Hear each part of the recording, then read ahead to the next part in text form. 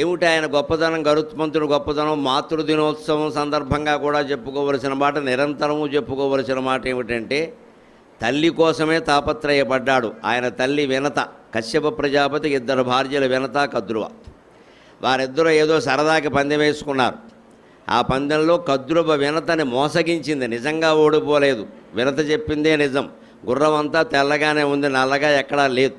కానీ కద్రువ ఏం చేసిందంటే, కావాలని తాను నెగ్గాలి అని ఏదో కొర్రి చేయాలనే ఉద్దేశంతో తన కొడుకుల్ని, నాగుల్ని ప్రేరేపించి దాని తోకకి చుట్టుకోమని చెప్పింది, గుర్రం తోకకి.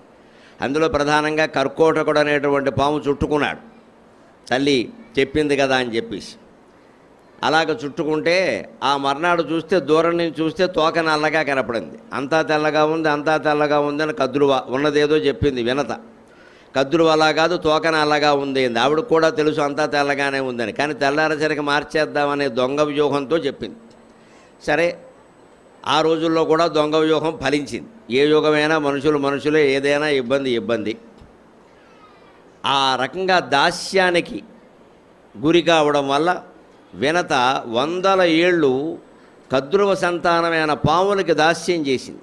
ఆ రోజుల్లో దాస్యం అంటే ఏమిటంటే, ఒక దాస్యం, కుటుంబం దాస్యంలో ఉంటే కుటుంబం అంతా ఉంటుంది. ఇంకా మగాయన ఒక్కడే కదా, ఆయన భార్య దాసే, ఆయన పిల్లలు దాసులే. వాళ్ళందరి యొక్క వ్యవహారాలని యజమాని చూస్తాడంతే. ఆ కుటుంబం అంతా దాసి. దీన్నే వెట్టి చాకిరీ అంటారు. తర్వాత స్వతంత్రం వచ్చాక దాన్ని నిర్మూలించారు. ఇది చాలా దుర్మార్గం అని. పూర్వం అలా ఉండేది పరిస్థితి. అందుకని గరుత్మంతుని వినత కుమారులైన అనూరుడు, గరుత్మంతుడు కూడా దాసులే అయ్యారు.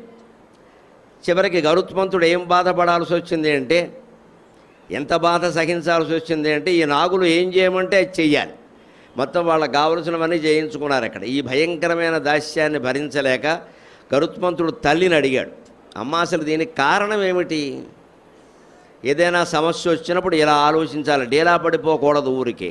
కారణం ఏమిటి? మూల కారణం ఏమిటి?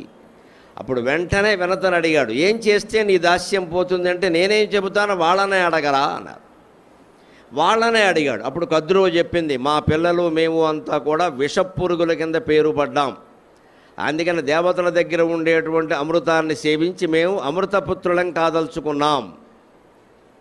ఆ అమృతాన్ని నువ్వు తెచ్చి మాకిస్తే నీ తల్లిని దాస్య విముక్తురాలని చేస్తామన్నారు.